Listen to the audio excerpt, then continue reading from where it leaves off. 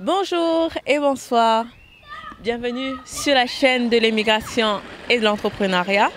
Aujourd'hui, nous allons aborder le thème du recrutement. Donc, comment taper l'œil des recruteurs depuis l'étranger, c'est-à-dire comment valoriser votre CV, comment être choisi depuis l'étranger par des recruteurs, par des employeurs ici au Canada. Donc, on sait très bien que nous sommes sur la chaîne de l'immigration et de l'entrepreneuriat et nous souhaitons tous venir ici au Canada. Le moyen le plus facile, c'est par un emploi, c'est ça. Et notre coach certifié et notre expert en éducation, Bertrand Desfaux, qui est là présentement, va nous donner quelques astuces pour pouvoir taper l'œil à ces recruteurs. Bonjour Stevia et puis bonjour au public d'immigration et entrepreneuriat. Bonjour à tous. Donc, Bertrand, dis-nous un peu, quels sont les conseils que tu peux nous donner pour pouvoir taper l'œil, c'est-à-dire attirer le regard des recruteurs, depuis l'étranger, bien sûr.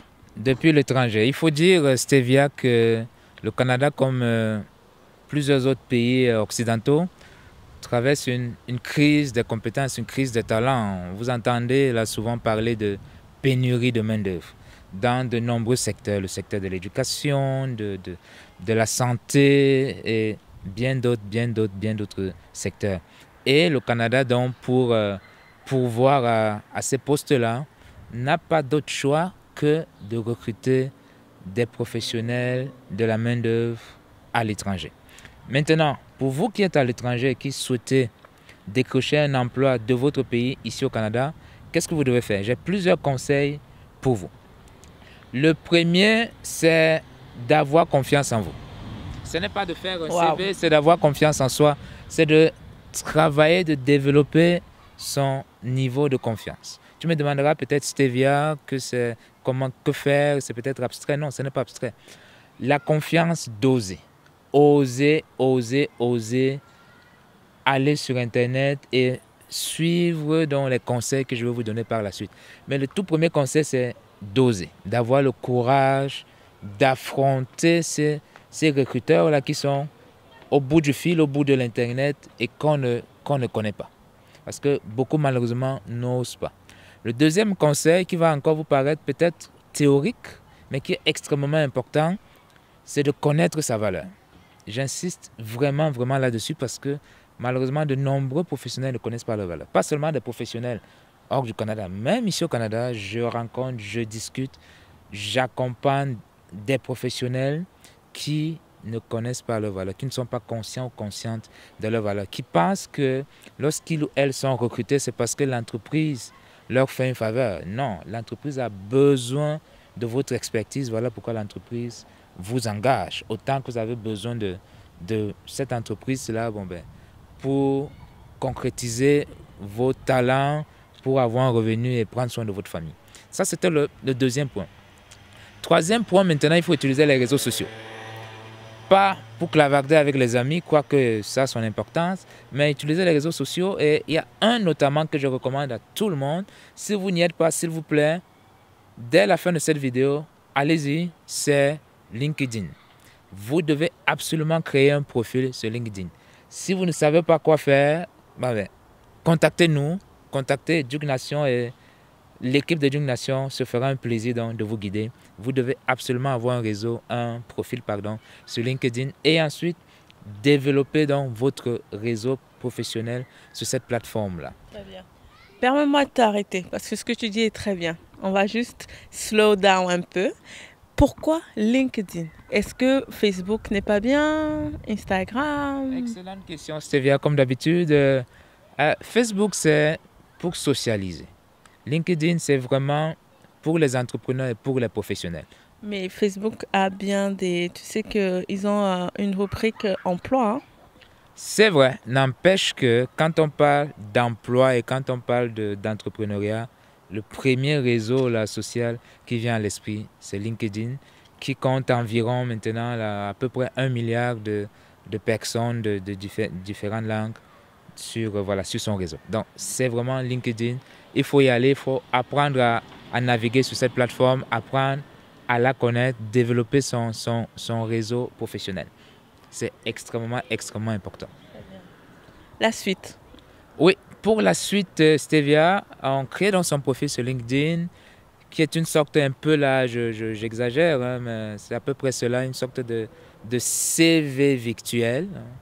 Et puis on agrandit son réseau, son nombre d'amis, entre guillemets, d'amis, de connaissances professionnelles. Et on va voir que sur cette plateforme, il y a tellement d'opportunités d'emploi, il y a tellement d'opportunités aussi d'affaires pour ceux et celles qui sont déjà dans l'entrepreneuriat. N'attendez pas que les gens viennent vers vous, allez vers les gens. Et j'ai coutume de dire dans mes accompagnements Stevia et retenez bien cette formule qui va vous paraître peut-être étrange, là, mais le réseau est plus important que les diplômes. Je vais répéter cela. Le réseau est plus important que les diplômes. Si attends, je répète ça, encore. Le réseau est plus important que les diplômes. Si on a compris ça? C'est parfait. Wow. Ça veut dire qu'on ira très loin. Wow. Intéressant. Encore. Voilà. Ensuite, donc, il faut postuler. Il y a de nombreux emplois sur LinkedIn et sur d'autres sites comme Jobboom, comme Workopolis et Indeed et bien d'autres. Il y a beaucoup de sites que vous connaissez sans doute. C'est de créer aussi votre profil sur ce site-là et voilà, de mettre comme ça votre profil à jour, hein, au fil de vos nouveaux diplômes, de vos nouvelles certifications, de vos nouvelles expériences de travail. Autre astuce Stevia, même à distance, c'est possible, surtout par ces temps de pandémie où le monde virtuel s'est grandement élargi, c'est d'accepter de faire du bénévolat. Et vous avez bien compris, faire du bénévolat, c'est-à-dire travailler gratuitement. C'est considéré comme une expérience de travail. Souvent, on va vous demander, OK, est-ce que vous avez une expérience canadienne déjà? Une expérience québécoise, une expérience canadienne? Figurez-vous qu'en faisant du bénévolat, en travaillant gratuitement pour un organisme, ne serait-ce qu'1 heure par semaine, 1 heure par mois, vous êtes en train d'acquérir là déjà cette fameuse expérience québécoise, cette fameuse expérience canadienne. Pourquoi c'est si important le bénévolat? Parce que même ici, je rencontre des personnes de l'immigration qui me disent « Mais Bertrand, cette affaire de bénévolat, ça ne m'intéresse pas. J'ai une famille à nourrir, il y a des besoins dans mon pays d'origine, etc. » Je peux comprendre ça, nous avons tous des besoins. Mais le bénévolat élargit votre réseau. Rappelez-vous que le réseau est plus important que les diplômes. Quand vous élargissez votre réseau, vous avez aussi de plus en plus d'informations, d'opportunités. Les portes vont s'ouvrir, on va apprendre à vous connaître, vous allez apprendre à connaître les autres. Et on vous dira, oh, on a besoin d'une personne ici, on a besoin de cela, il y a telle opportunité, il y a ceci, il y a cela. Ces personnes que vous allez rencontrer dans ces entreprises pour lesquelles vous allez travailler gratuitement, je dis bien qu'une seule heure par semaine suffit, n'est-ce pas? Ces personnes vont vous servir de référence. On demande au minimum en général 3 références pour un emploi. C'est-à-dire qu'avant de vous recruter, et même pour vous offrir, pour vous donner comme ça en location un logement, on vous demande des références. Donnez-nous le nom d'au moins 3 personnes qui vous connaissent, qui peuvent attester de vos compétences, de votre intégrité. Alors, si vous ne connaissez personne au Canada, bon, évidemment, vous avez du monde dans votre pays, vous travaillez déjà dans votre pays, c'est bien, mais ce serait encore mieux, n'est-ce pas, d'avoir déjà au moins 2-3 contacts au Canada qui pourraient dire « Je connais cette personne, elle est ponctuelle, elle a une bonne éthique de travail, elle est motivée, elle pose des questions, sa contribution est positive, elle est capable de résister au stress, etc. etc. » Très bien. Je vais juste revenir sur la partie LinkedIn. Est-ce que on parle bien de quelqu'un qui est à l'extérieur du Canada, d'avoir un profil LinkedIn? Et quand tu parles de l'expérience de bénévolat, est-ce que c'est toujours à l'extérieur du Canada? À l'extérieur, on peut le faire en ligne à des organismes. Et ce bénévolat-là est reconnu par le Canada? C'est considéré, si vous faites du bénévolat auprès d'un organisme, d'une entreprise canadienne, c'est une expérience canadienne. Ok. Donc, c'est-à-dire, s'il y a des organismes canadiens, ou même, je dirais, internationaux, voilà, faire du bénévolat là-bas est considéré comme de l'expérience, entre guillemets, canadien. En tout cas, ça va être reconnu par le Canada comme étant une expérience. Absolument. L'autre possibilité aussi, s'agissant toujours de l'expérience canadienne, c'est de suivre une certification offerte par un organisme, par une structure de formation ou d'enseignement canadienne. Et Éducation, par exemple, offre des formations, offre des certifications. Nous ne sommes pas les seuls, évidemment, il y en a beaucoup d'autres. Mais c'est une façon pour vous aussi d'acquérir cette première expérience canadienne, ce qui vous permet de comprendre aussi, de mieux comprendre l'environnement de travail, l'environnement de vie ici au Canada, de mieux comprendre, de mieux appréhender la culture professionnelle, la culture au travail, comment ça se passe la vie dans une entreprise canadienne, les relations avec les collègues, les relations avec le public, n'est-ce pas? Parce que c'est très, très, très important.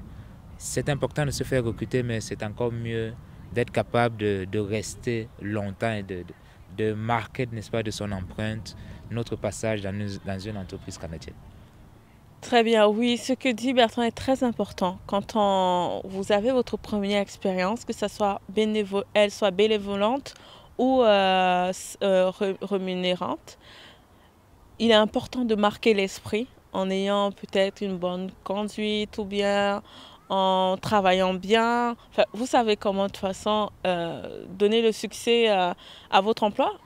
Tu peux nous dire comment marquer justement l'esprit de ces recruteurs dès l'instant où on a l'emploi, pour pouvoir justement garder une bonne expérience, une bonne relation avec cette personne pour qu'après elle soit une référence. Comment on peut faire justement? Ok, merci Stevia pour la question. Lorsque vous êtes recruté, vous êtes engagé par une entreprise canadienne, d'abord, j'ai mentionné au tout début la confiance en soi et la valeur, être conscient de sa valeur. L'entreprise vous recrute parce qu'elle sait qu'elle peut compter sur vous, parce qu'elle sait que vous avez en vous là, les ressources dont elle a besoin, l'expérience, les connaissances linguistiques, l'expertise dont elle a besoin pour grandir, n'est-ce pas? Et vous allez donc mettre cette expertise-là au service de l'entreprise. Il y a le côté relationnel qui est extrêmement important avec ses collègues, avec ses superviseurs, avec la clientèle, avec le public de l'entreprise. Maintenir au mieux, n'est-ce pas, de bonnes relations avec ses collègues. Collaborer aux projets qui sont initiés. Et un peu plus tard, lorsque vous aurez gagné en grade, c'est-à-dire en ancienneté, vous pourrez vous-même commencer à initier ou à proposer des projets. C'est aussi important, si tu permets, Stevia, de faire attention à l'éthique. Parce que beaucoup insistent sur les compétences techniques, sur les diplômes, c'est bien. Mais l'éthique, la ponctualité, je pense que je l'ai dit tout à l'heure, l'honnêteté, l'intégrité, valoriser le travail de l'autre, pas seulement se mettre en avant, mais aussi valoriser, remercier, exprimer de la gratitude pour ce que les collègues font, pour l'entreprise et font pour vous. Un autre petit truc d'ordre culturel, souvent dans de nombreux pays d'Afrique, quand on était jeune, on nous disait, j'entendais les adultes autour de nous dire mais Bertrand, ne te mets pas trop en avant, ne te jette pas des fleurs, laisse les autres reconnaître que tu as telle qualité, telle compétence. Ici au Canada, ça ne fonctionne pas de cette façon. Il est important de se mettre en avant. D'ailleurs, on utilise l'expression « sa voix se vante ». Hein? On se vend, on se met de l'avant. Évidemment, il ne faut pas se mettre de l'avant gratuitement. Si je vous dis que je suis un consultant en éducation internationale, que je suis un master coach certifié de très très grande valeur, je ne m'arrête pas là. Parce que là, ce serait se jeter des fleurs pour rien. Je vais appuyer mes dires par des faits, par des témoignages, par des chiffres, par ma participation à tel ou tel événement, etc., etc. De cette façon, je me mets en valeur, je me mets en avant de manière idoine, de manière réfléchie. Très bien. J'aimerais que tu nous donnes un exemple terre à terre, comme tu viens de dire là. Tu es coach certifié, tu es consultant en éducation, etc. Ce serait quoi la suite justement pour pour que ça ne soit pas une sorte d'orgueil ou bien de mise en avant inutile en fait. Ok, je pourrais dire, si j'ai 30 secondes seulement, je pourrais dire consultez mes pages sur LinkedIn, sur Facebook. Vous verrez mes publications, vous verrez l'appréciation des personnes qui me suivent, vous verrez les témoignages qui sont là, vous verrez, qu'est-ce que j'oublie d'autre encore là, les partenariats, la qualité de mes partenariats, etc. etc. Et c'est ce qu'on appelle des preuves sociales et c'est tout cela qui bâtit dans la crédibilité. C'est vrai, c'est important. Et justement, si vous avez du mal à vous mettre en avant, si c'est quelque chose que vous n'arrivez pas, c'est important de reconnaître là où on faillit, là où on est faible. Je vous dis que Bertrand est capable de vous aider à vous mettre en avant. Moi également, c'est un défaut que j'ai, je dois l'avouer, mais je sais que je peux compter sur lui pour pouvoir travailler cela. Il a déjà commencé à faire un gros travail, ce n'est pas encore fini, on continue à travailler. Donc c'est juste pour vous dire que quand on n'arrive pas, il y a des personnes qui sont là pour nous aider. Et Bertrand, coach certifié, également expert en éducation, justement, consultant en éducation, est là pour nous aider. Donc, il a les outils, il a plus de 20 ans d'expérience pour nous aider à nous mettre en avant. Et écoutez bien ses conseils pour pouvoir justement réussir dans votre emploi ou également à bâtir un bon profil LinkedIn. Il est capable justement de vous aider. N'hésitez pas à mettre en commentaire ce que vous avez besoin. Bertrand sera là pour répondre à vos demandes. Il y a aussi son site internet, Educ-Nation Inc. Educ-Nation-Consulting.com. Educ-Nation-Consulting.com. On va l'écrire sur la vidéo et en barre de description. Educ-Nation-Consulting.com. Donc c'est très important de suivre ces détails-là. Vous qui êtes à l'étranger, vous cherchez du travail parce que justement avec les nouvelles lois du Québec, ARIMA, c'est plus compliqué qu'avant et maintenant c'est plus un emploi qui permet justement d'arriver ici facilement. Donc si vous décrochez un emploi de loin en étant dans votre pays d'origine, c'est très facile de venir ici, hein? C'est ça. Ensuite, quelle est la suite, Bertrand? As-tu d'autres astuces pour terminer? Oui, il y a d'autres astuces encore. On ne va pas faire la vidéo. Non, on ne va pas faire toute la vidéo, mais une dernière quand même. Hein. Une dernière. Je donnerai deux si tu permets, Stéphane. Oui, deux derniers. C'est de bien travailler son CV. Okay. Et un bon CV ne dépasse pas 2 pages. Certaines entreprises demandent même des CV d'une seule page. Okay? Ce qui peut être difficile quand on a 10 ans et plus d'années d'expérience. Des certifications, etc. 1 à 2 pages maximum. Et j'ai dit deux astuces, je donne 3 si tu permets. Participer à des foires, il y a des foires virtuelles d'emploi. De votre salon, vous pouvez y participer, poser des questions, etc. etc. Finalement, communiquer avec les personnes responsables des ressources humaines, des entreprises, des organismes qui vous intéressent. N'hésitez pas à entrer en contact avec ces personnes, à vous présenter, à poser des questions, à faire aussi ce qu'on appelle des candidatures spontanées. N'attendez pas toujours qu'une offre d'emploi soit publiée. Envoyez là votre CV, faites des candidatures spontanées. Et je m'arrête là.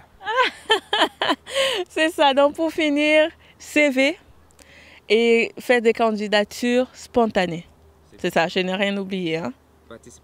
Participer à des foires de recrutement, oui, c'est important. Souvent, si vous suivez la chaîne Immigration Entrepreneuriat, il y en a plein. D'ailleurs, il y a une vidéo qui est sortie hier pour vous montrer d'autres emplois qui sont présentement disponibles. Donc, comme dit Monsieur Défaut, participer au forum d'emploi, c'est très, très important. Donc, merci de nous suivre. Merci Bertrand pour tous ces conseils et à bientôt. Merci Stevia. À bientôt.